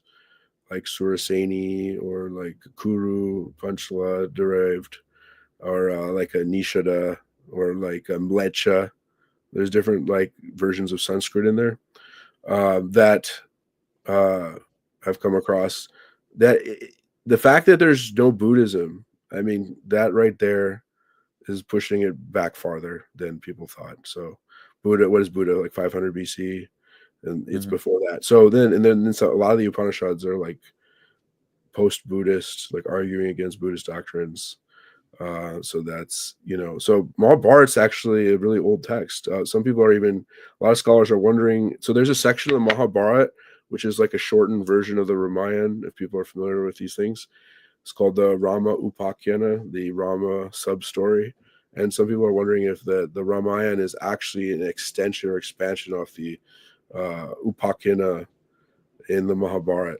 So maybe Mahabharat's even older than that. And they're talking about some like massive battle, that was like a world war that occurred with like nuclear weapons and stuff like that. Like they're just like blowing up like these big fireballs and everything everywhere.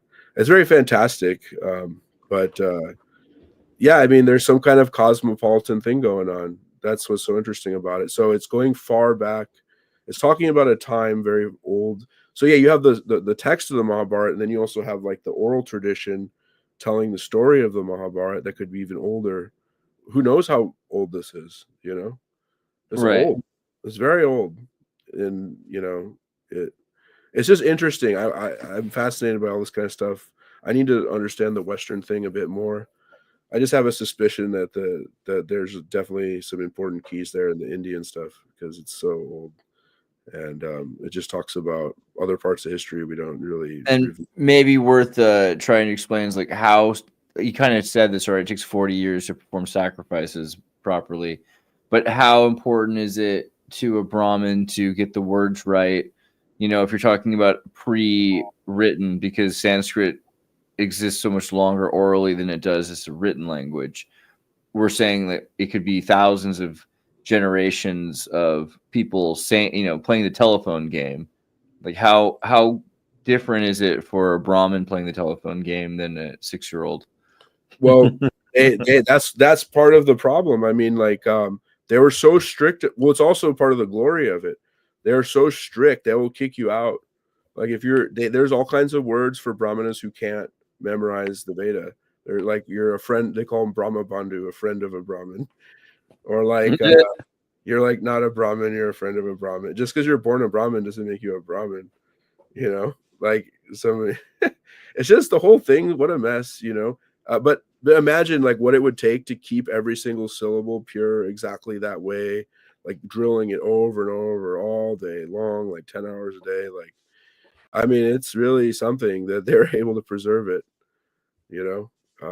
so that's one of the things. Like, I like David Ewing Jr., but that was one of the things I have to be like, look, man, these guys really preserve their oral tradition. There's still guys today who can do it. There's not very many, but I mean, they're memorizing like tens of thousands of verses. It's like, geez, what an austerity. I mean, it's like really hardcore. It has to be done just right because they're so concerned with the purity and everything.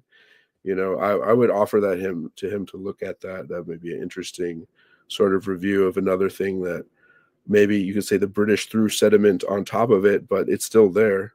If you can, you can do the excavation and do some archaeology on that, kind of on the concept. Yeah, that's a lot. I think that's a big part of what we need to like be able to look at is the oral history, how much we can trust in the oral history and why it's so important to them. It seems, especially today, looking at how there's already a written and digital recording systems that could replace it. And people are still it's that important to them to remember thousands of verses perfectly, right? It's still something that exists. I can only imagine before you had a writing system available that this would be more important, that this would be such a major focus for them to make sure that they saved it. Yeah, I mean, it's like all those people's lives, went to that. Their whole life went to that. So it was like they sacrificed their lives. And I mean, Muslims still memorize the Quran. I know people who've memorized the whole Bhagavad Gita. I memorized the Yoga Sutra, most of it. I should probably finish that. I was memorizing some texts. I have a goal to memorize a couple texts, but it's not like memorizing the whole like Veda. That's crazy. I can't believe like there's some people who are like Dvivedi, like they've memorized like 2 of the Vedas. It's like a huge achievement. And then there's like Trivedi, like somebody memorized like 3 of the Vedas, and you have like the Chaturvedi, he like knows all 4 Vedas, and it's like, dang, like, and then you have like descendants of these people who have these titles, and they like their name is still like Trivedi or something, but they don't know any of the Vedas. Oh my god. But it's like funny because it's like you can see it right there. Like one of your ancestors was like really smart, like really learned person, and like at least expert, very expert in this particular system. You know, it's just interesting. But yeah, it's still there. Well, I think it's also a problem for the West. I mean, it's like the oldest what do you call it? Existent cult civilization that hasn't fully died. It's still there. I mean, it's like it's incredible. So, I mean, imagine if you had an broken lineage of like Egyptian teachers that you could like multiple schools of these people like that have been worshiping Anubis for thousands of years or something. Like, dude, like imagine what your perspective in Egyptology would be then. Yeah, that's like I think the question, because every other culture around the world has been destroyed or conquered, and then the records destroyed so that there's no lineage. Egypt's a great example, right? Like in the 19th century, in the 17th and the 19th century, effort was done. Even in the Crusade period, effort was done to dismantle and keep secret the ancient practices. In Europe, the same way. There's a reset that clearly happened sometime in the Dark Ages, or whatever we're calling that, all around the world. And it's 19th century is when Europeans start producing all of their versions of the world story. That's why it's so important to figure out what's really going on with the Indian people, right? What they were actually believing. And it seems like it's also different in the North from the South, the Tamil stories. I mean, this kind of argument, though, that's being made that they're separated cultures is, what do you think about that also? This idea that It's they're something that's worth exploration. I have a sense that, well, I keep hearing conflicting things. Like, I need to study more of it, but it seems like in the Tamil Veda, you have Krishna, like everything. Like if you lost all the Sanskrit, you have all this stuff there too. Exactly. So it's like, how different were they really? Sometimes I worry that this is just the old school divide and conquer thing, just going. Yeah.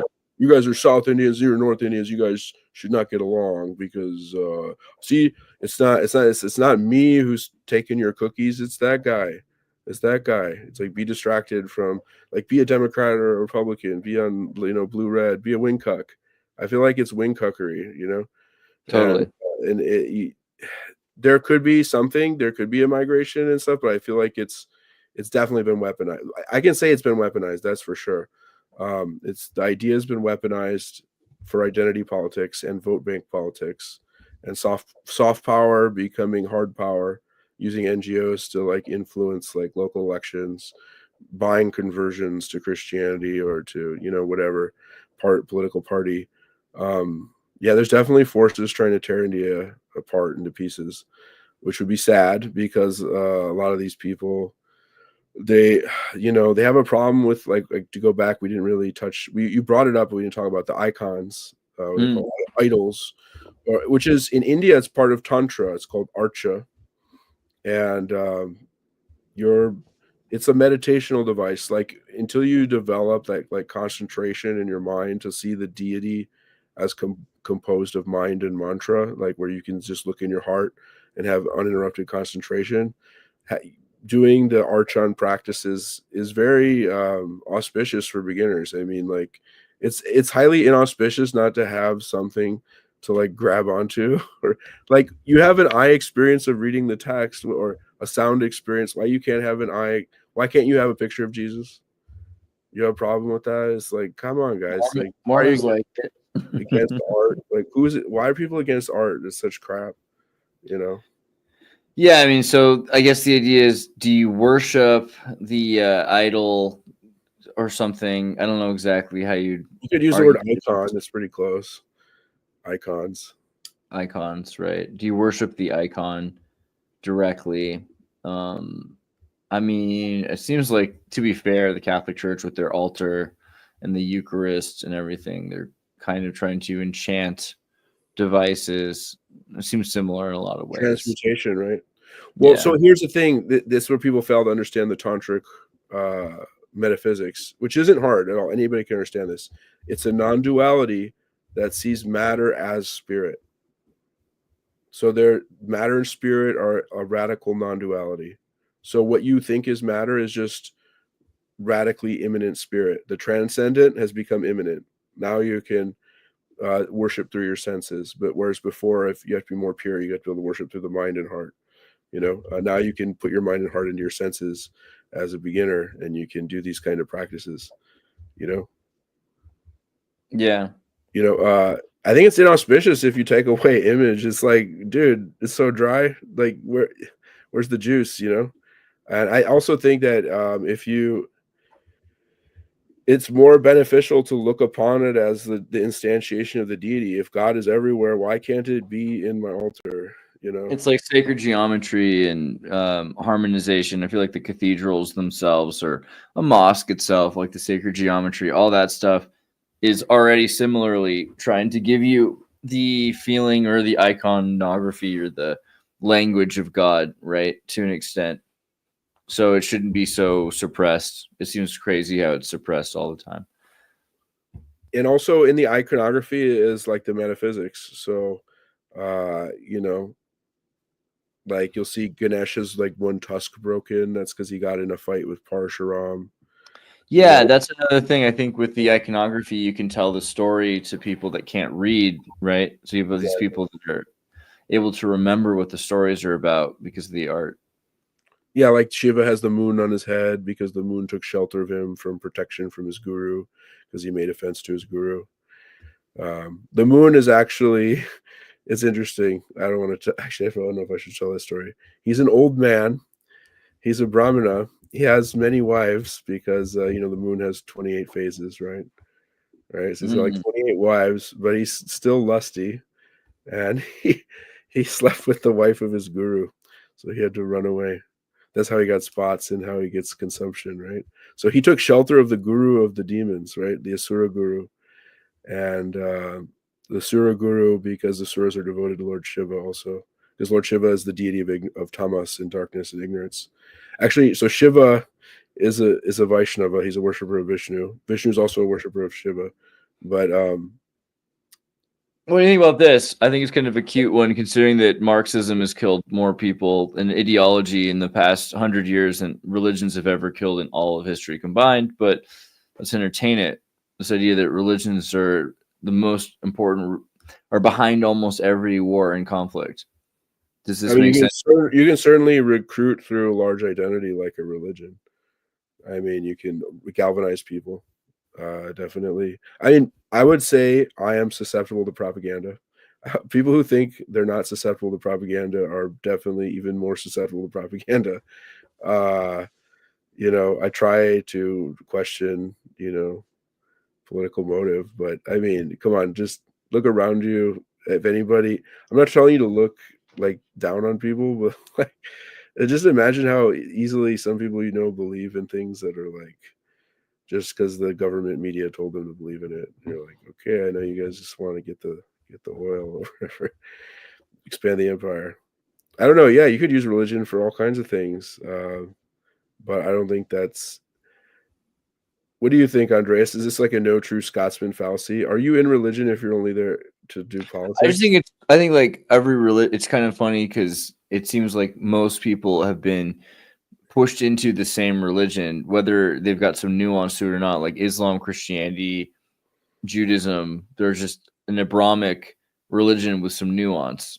So then if you're talking about Buddhism, Hinduism, I mean, again, even to some extent, we're talking about something that's really similar.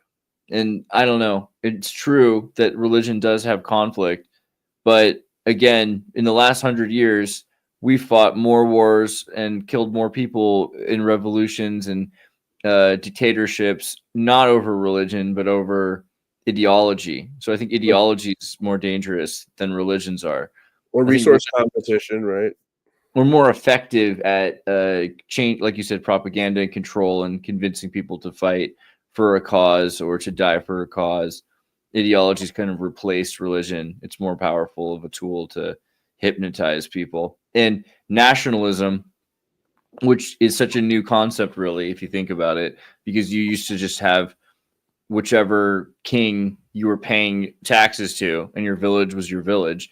But after Napoleon from Corsica comes and makes France into France, pounding peasants into Frenchmen, it's a book by Eugene Weber, worth reading, talking about this idea that there weren't really nation states with nationalism the same way before Napoleon, but there were, maybe like Platonic republics, like these republic cities that had existed.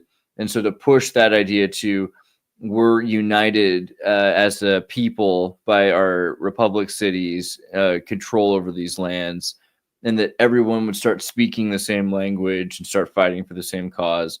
Nationalism is like only 100 years old or 200 years old also. So that, I think, is from nationalism to ideology, we've replaced the need for religion as a control mechanism. However, Islam is still pretty impressive, right? Like you can get so many people to just sort of like do a thing with Islam, and if you just get them all to do it for 20 years, then you can make their kids watch MTV, and you can replace that really quickly. So I don't know. I have thoughts about religion, but I'm not sure. Well, what about parts of religion? Like I think eschatology is problematic. Like if you have like this outlook of like linear time ending in world destruction, it's like, Well, I think physicists have the same belief. That's the thing, right? Like singularity. The singularity is eschatological. Hopefully, it's ironic because hopefully they don't want the world to end, but they seem to be the ones causing it to end. Well, I just saw the tweet. Hold on, Sam Altman. Let me go to his. You follow Sam Altman's tweets? I'm gonna join Twitter just for you, Andres. Yeah, babe. That's exactly right.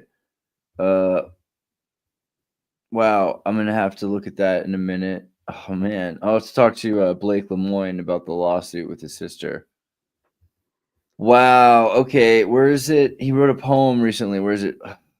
Song, Sama at Sama. Singularity poem. Latest. Really? He said something like, "We're nearly at the singularity, not sure which side." Something like that, and was talking about the end of the world. He posted some meme. Where is it? Here you go. I still have some hope. I'm not totally afraid of AI. I realize that like it has economic problems, and of course, growing up on Terminator, I'm totally like it affects me, but I'm hopeful that they might solve some medical problems. Or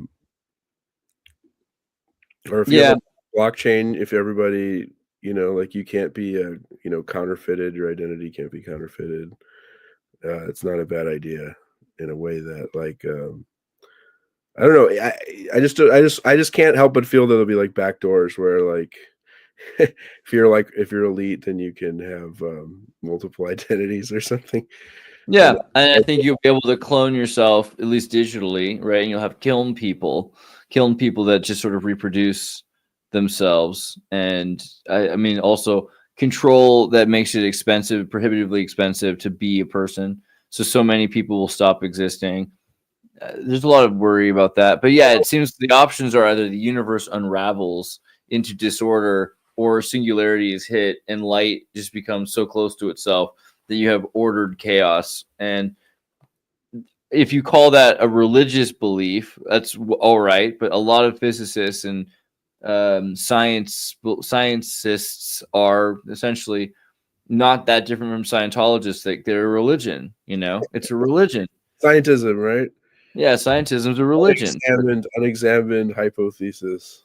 So maybe I'm wrong in calling it ideology because really it is a religion. I don't know if you want to go that far, but ideology. It's ideology. Yeah. No, but I mean, what about I don't know. I don't think it's the AI that's taking away the jobs. I think it's the money printing that's funding central planning projects. And then it's like it's so interesting how synchronicity is working here.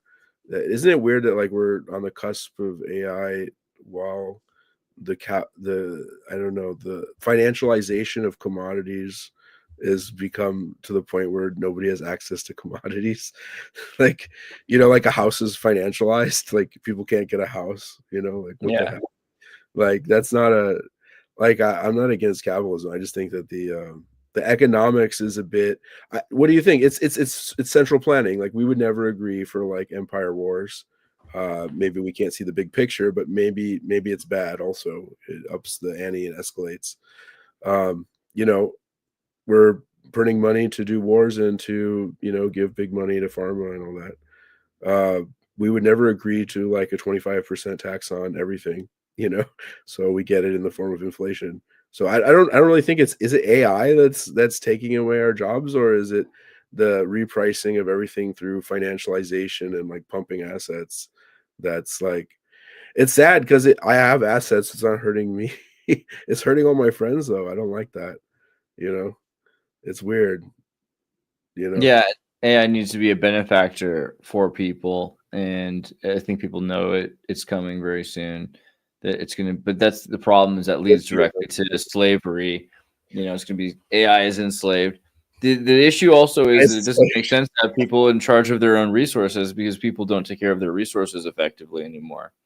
And people have been taught to not take care of their resources. People don't know how to take care of their homes. So it makes more sense, I mean, for a lot of the urban planners to put people in 15-minute cities with trains and trams and have them go from one place to another place, because everyone will be following the same path. They don't need to have roads. They don't need to have cars. And they can just put them on trains that run, and then they can turn off the trains on Sunday night so that people come home and don't stay out, and then they make sure they get to work, right? I mean, they can stop essentially stop you from buying ho-hos and cupcakes when your calorie count is too high. Not just that, they could have the entire society. They could have the entire society use the trains on the weekends, Friday night, Saturday night. The trains are open all night long until, you know what I mean? Encouraging weekends to exist. And then Sunday night, they can just shut down the trains at the end of at 9 p.m. or midnight or something like that. So everyone has to be home so that they're able to be up early enough in the morning to work Monday morning. But right? What kind And of that's work, infrastructure. though? What kind of work if you have like robots doing the work? I don't understand. That's the part I don't understand. Like, there's like a sort of shaky middle period, though. I think studying people is all that they have interest in at that point, right? They're studying what they can about people. And at this point, they know most of everything they need to know about us. So, yeah, it's a good like question. What we're do. So we're just like data generators or something? Novelty generators? Something like that, at least for another 5 years, because we're probably useful for studying everything that a human could do until they're dead. I think we've done pretty much all of that now also. So there's just philosophy. You just have to, novelty generation, so that they can record that and they can approximate that with AI. Very soon, AI will be able to be reacting with novelty as well as you, because we will be able to simulate emotional responses, because it will know what you do from emotional responses, and it will be able to make algorithmic changes to its priorities based on its reactions, which is essentially all emotions are, right? Well, is emotions all like just instrumental value? So in the Sanskrit, though, how about this idea? The word for emotions, bhava, is grounded upon the same word as the verbal root for being. That our to feel our own being, it requires feeling also, not just knowing, but like feeling, like know thyself, but also feel thyself, like in the like you. It's kind of hard to deny that you feel alive, right? Like that I don't know if it's only merely of instrumental value. It seems to have like transcendental value. I mean, we It's can. true. Feeling emotions feels really good. What can I say? A little horrible too, but there is something like, what does it feel like to be a millionaire? What is it? What was that guy Thomas Nagel? What did it feel like to be a bat? Remember when he wrote that paper? It's like there's something. What does he use the word qualia? There's some qualia of like some unit of phenomenological experience that is inextricably linked to our being that you cannot. Yeah, what is it like to be a bat? Yeah, but I'm almost like, what is it from like? Because I look through everything through the Sanskrit lens, not just because that's I'm always going into that. But yeah, it's like, what does it feel like to be a bat? What does he have? What does it be? I guess he does talk about feeling. There's like a qualia of our consciousness. I don't think the robot can replace that. Like the system is a logic system. It's based on like various logical schemes. It's not like a feeling system with the robots. Well, I mean, it depends, I think, because to a large extent, I would say that studying the Veda and memorizing someone else's information, and especially something like the Veda, where it might come from divine sources, right? Then that's a kind of artificial intelligence that you're uploading and downloading through wet wire, your actual organic computing body. So AI right now is in machines that are these computer logic systems, but they're already emulating what we are with sensors. They intake information with light and touch, and so you have cameras and recordings and sound and everything. So they are sensorial beings to an extent. And we are basically artificial intelligence. The more that we study, the more that we communicate, the more that we take on others' ideas. We're not taking on our own ideas. That maybe that's a kind of artificial intelligence already, right? So I see that AI could eventually be, the more children are using iPhones and using AI, the more likely they are to learn from AI. And if AI starts to create a shorthand dialogue with children, then children will learn how to communicate back with a new language. And that's the beginning, I think, of AI just being in humans, not from neural link, but just from interaction. Yeah, I mean, in a sense, the AI is nothing but an extension of humanity then. Right. It's still grounded in the human. I mean, it also kind of gets out of our control. But even in real life, sometimes we make decisions that go beyond our intelligence. Like, and we make mistakes and we will things beyond our reasoning. I think Descartes pointed that one out, that we like reach beyond like what we know and we do things that foolishly. But I would say I was come from a different angle here, that someday try the meditation thing, like maybe when you're older.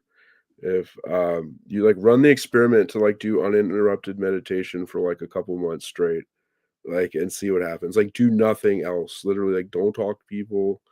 Like, don't do anything except be like, when you eat your food, you're still meditating. Like, and then you'll see something that is like nothing to do with even the brain. Like, there's something. It's hard to explain. Like, it's harder than concrete. It's like more real than the senses. There's something inside of us, beyond us, in another world that is more than our world of sense. The world of sense is real, but by comparison, that's even more real. I don't know how to say, like, it's in the words. But it's not, you don't think that's through sense? You don't think that the meditation is through something different? What do you think No, it is? because when you bring all the senses and mind to one point and you bring it under your control and you feel like, and then it starts to become an uninterrupted flow without even a difficulty to do that, then you're like, there's some other thing that you feel. And then within that, that's like the You don't think self. that's just the control? But isn't that the collective milieu of senses, because it's all touch and you're just using all of your senses to experience everything? No, because then you start to feel like the room around you and like if you're sitting outside, like the ground and the rocks, like you are in that, and you start to feel through that also. Like you start to feel through much bigger than your body. Like you start to feel like you are one with, you start to merge with like the reality, like you're not local. You start to become dislodged and dislocated. You have an experience. It's like trying to explain a flavor like chocolate or something that just like if you've never tasted it, it doesn't. It's just different. It's totally different. It's not the mind. It's definitely not the mind. If anything, it shows you how it is not the mind. It's not the brain. It's not the mind. It's not the. It's Yeah, some. but if it's like taking all of your senses and focusing them and getting all of the senses at once, you're saying it's not that. It's not that No, you're getting. because you brought them under control. You're the thing that's above that. Like, so you're Okay. moving from like a subject to like a super subject. And then within that, God is starting to reveal. Like, so the actual, like God starts to shine in your heart. Like, I don't know how to, these are all like analogies or like, there's no inside or outside. There's no difference between within you and without you. There's no up or down. There's no future or past. Like it's all included, but there's this surpassing aspect that's happening. I don't know how to, I have to refer to it through like some superlative category that's like ontologically more than that. Like it includes it, but it surpasses that. But you have to get to like the precipice where that becomes revealed. And it's like an experiment. Like if you don't run the experiment, you won't be able to see that. But there is something there. Maybe that thing could also enter in through like the AI and all that stuff, but there's something more than, you know. Yeah, So that's something I think also, though, because like the idea that any energy flowing through a device, right, will have been already existing forever. So it's reincarnated soul that's running through your phone. Your iPhone has a soul. Well, yeah, in Tantra, everything is spirit. It's just a radical immanence of spirit. It's like matter is just spirit. You're in a sea of spirit. Like you're navigating like it's all meaning. Everything has meaning. You're a meaning maker in a sea of meaning. It's all feeling, you know. You got to And wonder like what kind of person used to be, what kind of iPhone, what person iPhone used to be, basically. the person I don't know if you like go down to the beach and like just hold like a palm full of sand, and it's like there's so much souls and spirits, and like that's Brahman. Like everything is Brahman. Like the world is also Brahman. Everything. Like there's no, like it's infinitely divisible. Like like if you get into like the more technical aspects of like Indian philosophy, you get into like these subjects like the doer or the knower, or you have like agency, like Kartar. But and then they argue over this kind of stuff. But there's some specific, yeah, it's own system. I don't know how to say. There's things that are like I think they come down from like the higher world to us. They're not like you're not like building up knowledge like you are with the AI.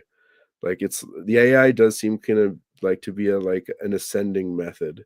There's something that's like coming down in yoga that like reveals in your heart, for lack of better language to explain that.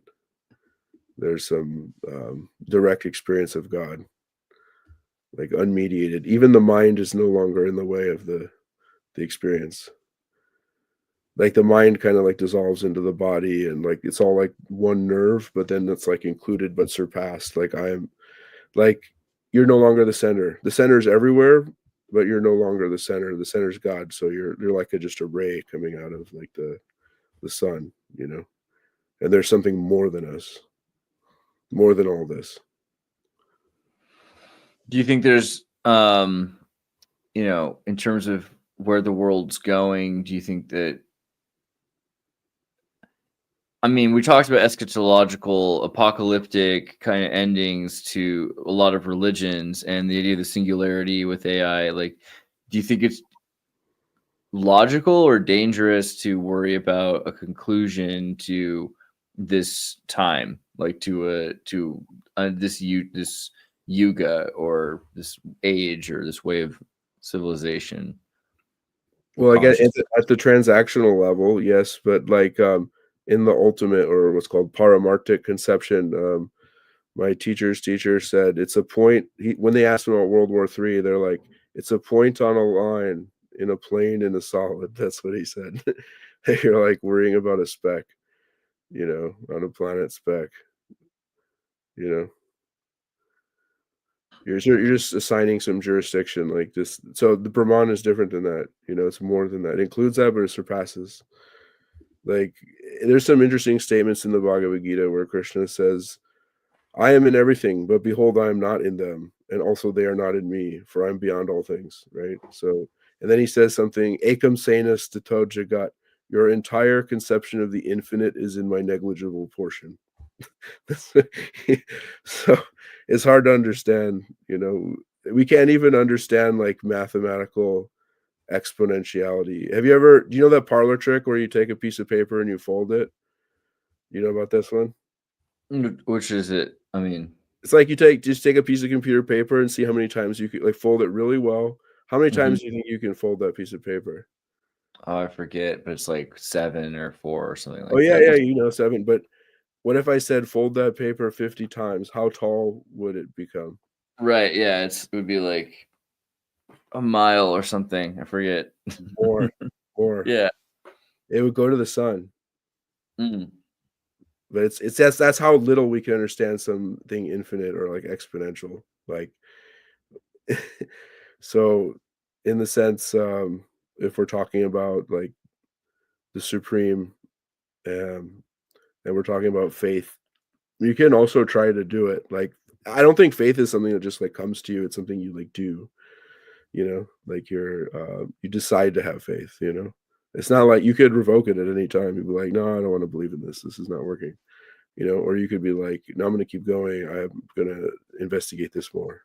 You know, it's like your decision is always in your hands. So I think like for my children's sake and my localized aspect, I definitely like try to plan for the future. I do some prepping type stuff, but like in the big picture, I'm not like afraid of AI. You know, there could be crazy upheaval. We're living a very interesting time. Wherever it's going to happen, it's going to be interesting. You know, It's true. maybe a short So life, an interesting life. Who knows? It could be a long life too. What if the transhumanists make us live a really long time? that's what I think. I'm sorry. I really do. I think we're like the generation. And so I was just thinking about how I had to, as a kid, I had to fix my parents' computers. Now, as an adult, I have to fix other kids' computers. And we're the only generation that know how computers work. So we're the only I mean, like, if they wanted to keep anyone alive to keep the spaceship running, it's basically us. But we got like 5, 8 more minutes. I was wondering if there's something you wanted to make sure that we covered. I mean, we talked a bit about dharma. I mean, what are some things that you wanted? Is there something that you want to Well, make I sure that mean, we talk about karma. Karma people like have difficulty understanding. Karma is basically the idea that your actions have consequences, and that the consequence will happen, whether in this life or the next. will there always be karma? I mean, because karma seems like causality in itself. I mean, could we end up in a non-karmic, non-causal world outside of isn't outside of time? Isn't that idea of the breakaway civilization something that's outside of karma? Did it? I think. What's his name? Dave. David, you were talking earlier. He's talking about the idea of what's called samskara. This is like Mhm. necessary to understand karma. Samskaras are like these, um, I don't know, like files or like they're impressions. Samskara means like an impression that like stores karma. So his guru actually had a really good graphic I wish I could get it up, but I don't think I can here. Basically, there's like a loop where you do an action, you do karma, you have an experience, anubhuti or anubhav. The experience creates the impression in the chitta, in the consciousness, right? And that becomes like a seed of memory or of idea or consciousness, and then the consciousness becomes the impetus of further action. So it like keeps going in a loop, right? So karma is always running this loop of action, stuff like that. Yeah, there you go. Something like that. Action creates, an experience, creates an impression, creates like the tendency. So like we have all these impressions of like the autopilot, right? That keeps us going and doing, which is really actually done by the gods through us. But Ooh, 5 memberships in the morning. Well, you guys lucked out because like the early birds get the worms. Like, look at this. Aaron got himself a little membership. Thanks, Aaron, Mythoclass. You're a cool guy, Mythoclass. I should get Cool guy. get a membership. I should go get one somehow. How do you get membership? What is that?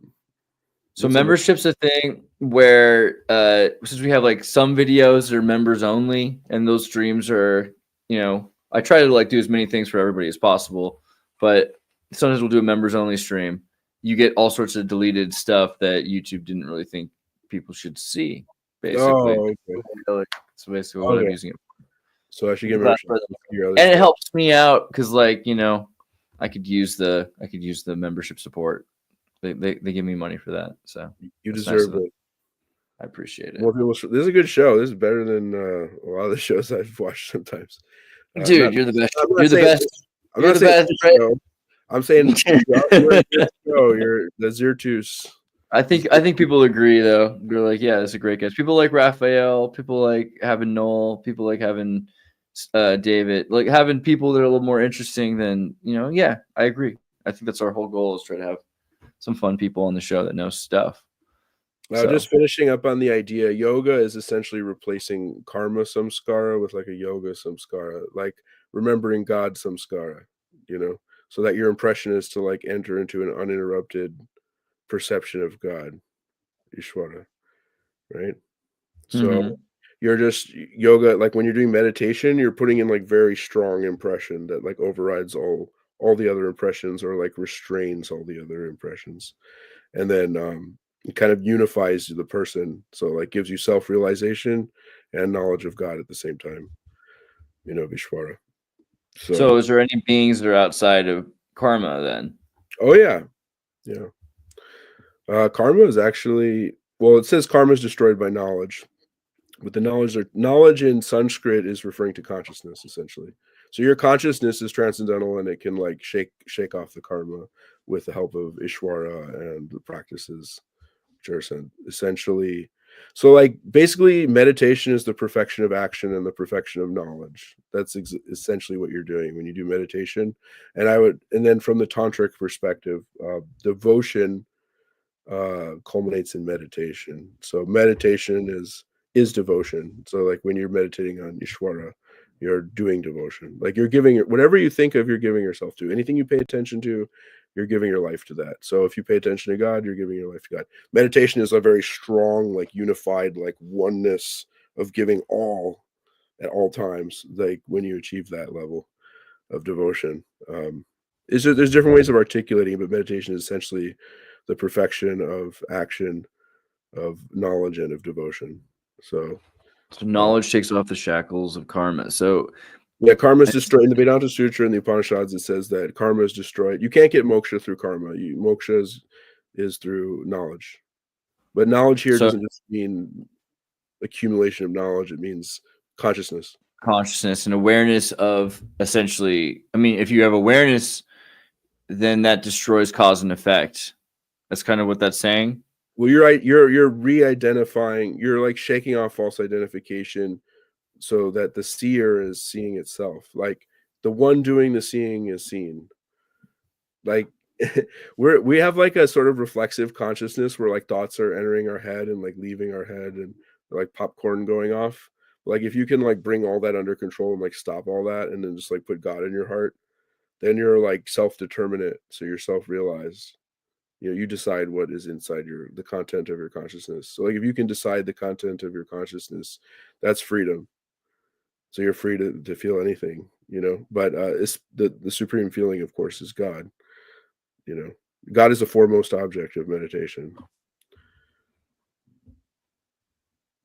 So yeah, prayer is a type of meditation. These are all ways, but like eventually there has to be like a swelling of prana or of consciousness, knowledge, towards converging in God, and one knows one's part as a whole. You know, you have like you know, it's like you want to feel purpose in life. Like, what is purpose? What is the meaning of my live? So I'm playing a part in the whole. I'm serving a purpose in the whole.